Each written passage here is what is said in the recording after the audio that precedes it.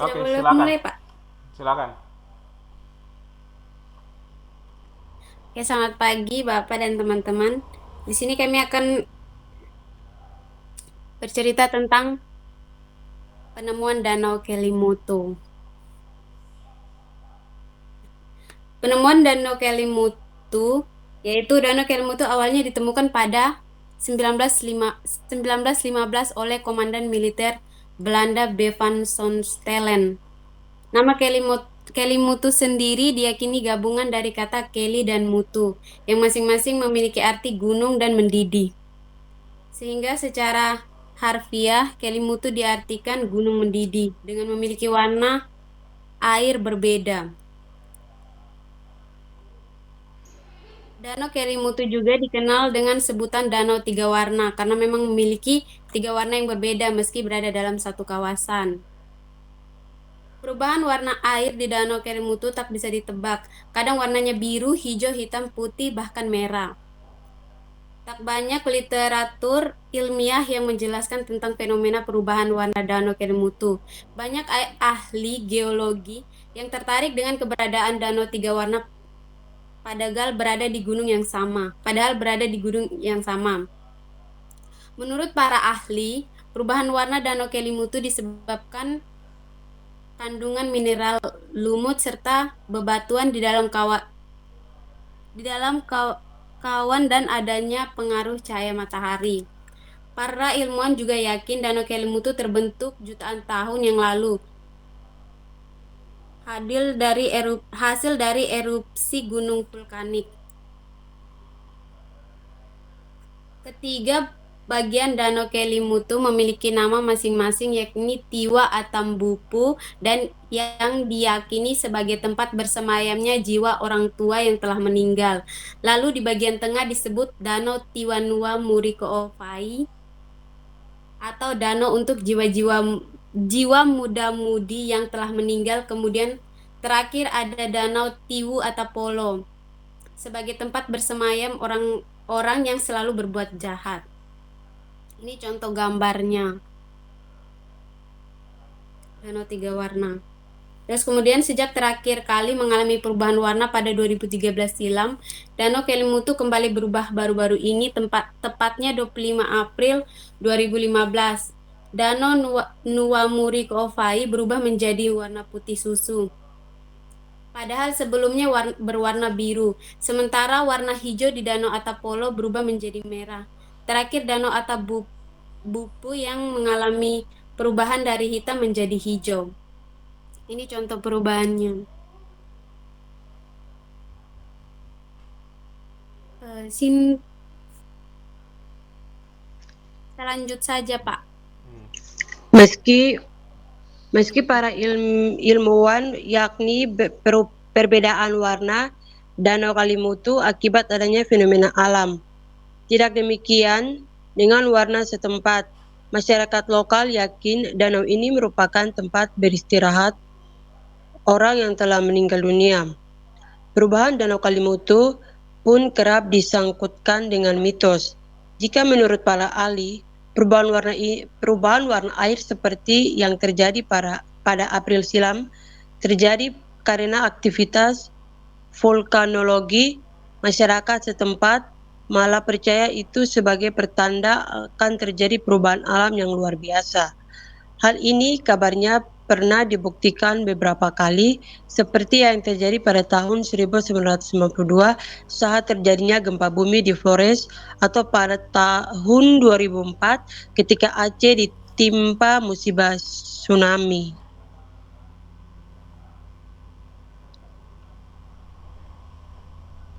Sekian presentasi dari kelompok kami.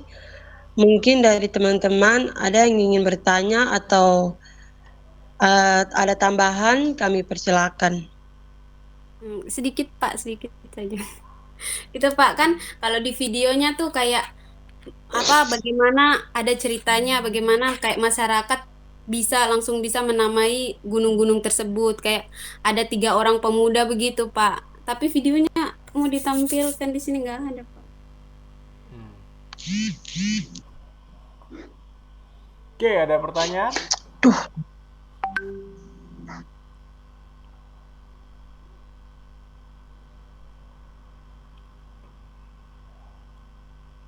Kalau saya itu kontroversialnya di mana?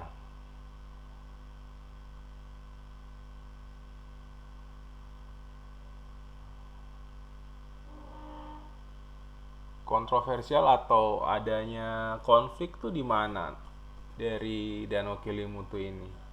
Kalau kayak minggu lalu kita kan masih sempat gitu, eh, ada istilahnya rasa penasaran atau ada muncul fenomena-fenomena sosial kayak orang mulai mencari benda-benda luar angkasa, terus orang mulai menyelidiki apakah benar atau tidak adanya alien. Terus ada, tapi ada juga orang yang tidak percaya, ngapain kita cari alien, lebih bagus benda-benda luar angkasa itu kita cari untuk kita jual karena harganya mahal. Terus kalau misalnya ada kelompok yang bilang jangan dijual, itu nanti sebagai tanda kita bisa panggil alien seperti gitu. Nah, kalau di presentasi kali ini eh apa yang bisa didiskusikan atau apa yang bisa menjadi perdebatan untuk Danau Kelimutu tiga warna ini? Apakah ada kelompok masyarakat yang tidak sepakat? Karena ini kan kalau kalau saya baca-baca lagi atau saya lihat dia seperti kayak apa? Eh, kayak hanya sebagai sumber informasi gitu. Dan perbedaannya pun nggak terlalu banyak yang diskusikan, jadi saya tidak pernah melihat ada masyarakat Indah Nokelimu tuh di provinsi mana nih atau di desa mana ini? Di NTT, Di NTT, Depok. Bapak. Oke, Di ND. di ND. Oke, terima kasih. Nah, saya belum pernah lihat masyarakat ND tiba-tiba melakukan ritual gitu. Wah, ini Danau Kelimutu berubah warna ini. Berarti nanti akan ada musibah gitu. Atau ada gitu misalnya kalian punya sumber informasi, ini Pak gambar masyarakat melakukan ritual untuk mencegah bala atau mencegah musibah, bencana. Kan ini kan terkait dengan kepercayaan. Hmm? Ada Pak, mereka kayak terus kalau mereka ada kayak ritualnya. Terus kalau katanya sih waktu itu kan saya punya om pernah ke sana. Terus mereka bilang nggak, itu tidak semua itu bisa didekati. Terus kalau ada air yang bisa diambil, katanya itu bisa menyembuhkan penyakit gitu Pak. Terus ada kelompok masyarakat ND sendiri yang atau masyarakat setempat yang menolak gitu kayak tidak. Jadi ada masyarakat yang berbeda pendapat nggak di situ? Atau mereka hanya bertentangan dengan dengan ilmu pengetahuan atau dengan para ahli?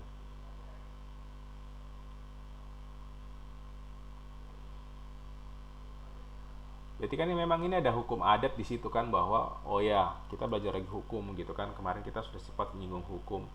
Nah ini adalah hukum yang berlaku secara lokal gitu, tapi dia eh, dipakai oleh seluruh orang gitu. Mau tidak mau orang yang datang ke situ harus menghormati hukum adat yang di situ, kayak gitu kan. Jadi hukum yang mengikat gitu. Nah sekarang pertanyaan saya, ada tidak di ND sendiri kelompok masyarakat yang mereka bilang danau ini nggak boleh didekati, ini ada masanya nggak boleh didekati, tapi ada kelompok masyarakat yang bilang nggak apa-apa didekati, tidak masalah, kayak gitu, ada nggak?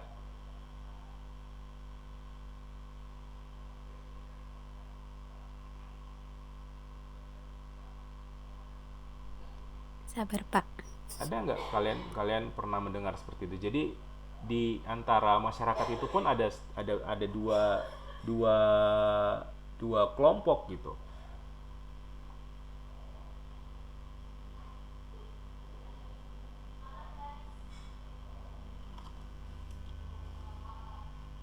Ada nggak?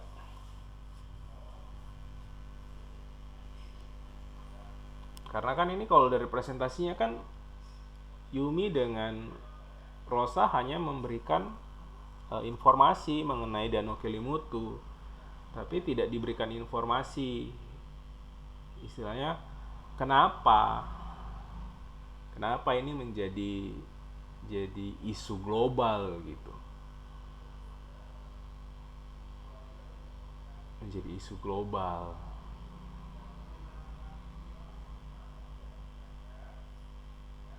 Atau saya kasih contoh yang dari mungkin dari internasional. Oh. Atau bahasa sekarang tuh ada teori konspirasi di situ. Misalnya COVID ini ada teori konspirasi atau teori-teori yang bilang bahwa ini apa sengaja disebar. Ada yang bilang ini fenomena alam. Jadi memang jadi per 100 tahun itu akan ada wabah. Tapi ada yang bilang ini tidak, ini sudah direncanakan. Ini nanti perang, perang istilahnya orang sekarang sudah bukan perang bersenjata lagi tapi perang menggunakan bioteknologi kayak gitu. Itu kan ada dua masyarakat kayak COVID, ada yang percaya ini hanya hanya konspirasi jadi nggak usah terlalu dibesar-besarin, tapi ada yang percaya ini penyakit berbahaya gitu.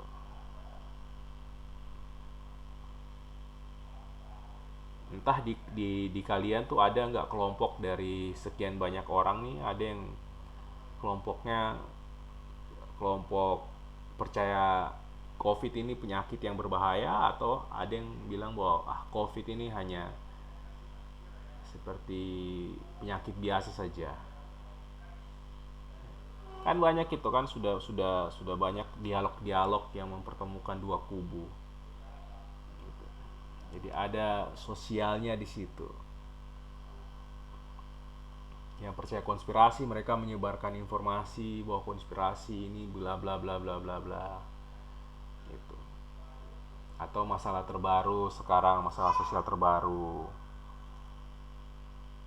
banyak orang yang bilang kita seperti Singapura dong, kita hidup berdampingan sama COVID, sudah menganggap COVID itu sebagai flu biasa. Ada yang ngotot seperti itu, tapi ada juga orang yang ngotot bahwa tidak bisa Indonesia seperti Singapura. Alasan pertama, fasilitas kesehatan kita belum memadai di seluruh Indonesia.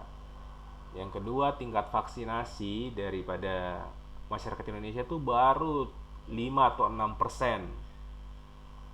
Masyarakat Singapura tuh sudah 56% mereka. Atau sekarang nih para penggemar bola juga bilang, kita seperti luar negeri dong, seperti Hungaria kemarin. Biar COVID mereka stadion penuh. Gitu. Padahal di sisi lain ada yang bilang jangan dulu bola. Karena sekarang rumah sakit ini lagi situasinya betul-betul mengkhawatirkan. Ya, kalau mungkin beberapa orang mungkin sudah lihat di WA group, ya, orang tuh sampai dirawat di tempat parkir, sudah tidak pakai alas lagi, tapi sudah beralaskan langit saja. Kalau hujan itu nggak tahu mereka gimana, kayak gitu. Nah, ini di mana ada konflik sosialnya atau ada kontroversialnya atau mungkin ada teori konspirasinya Danau Kelimutu ini yang dipercaya oleh banyak orang, atau ini hanya kalian mengangkat ini apa eh, tidak secara sosial, tapi ini lebih ke arah perdebatan antara ilmuwan dengan adat. Ya, tapi kalau lihat ilmuwan dengan adat pun eh, tidak sampai besar seperti itu.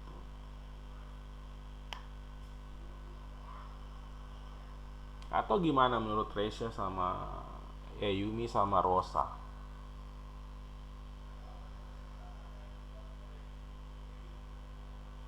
Itu saja sih Pak, soalnya kan kalau di ND kan pasti semuanya percaya begitu kalau ini. tempat berkumpulnya. Sedangkan kalau menurut para ahli kan itu dari apa apa itu apa apa tadi nih? Akibat itu aktivitas vulkanologi itu. Oke, jadi itu saja yang pengen kalian angkat ya. Tidak ada satu isu kontroversial besar yang istilahnya ada dua kelompok masyarakat sosial juga di situ bertentangan. Tidak ya? Iya, Bang. Oke, sudah. Oke, kalau gitu terima kasih untuk Simflorosa dan Tresya yang sudah mempresentasikan pada siang ini. Iya, Bang.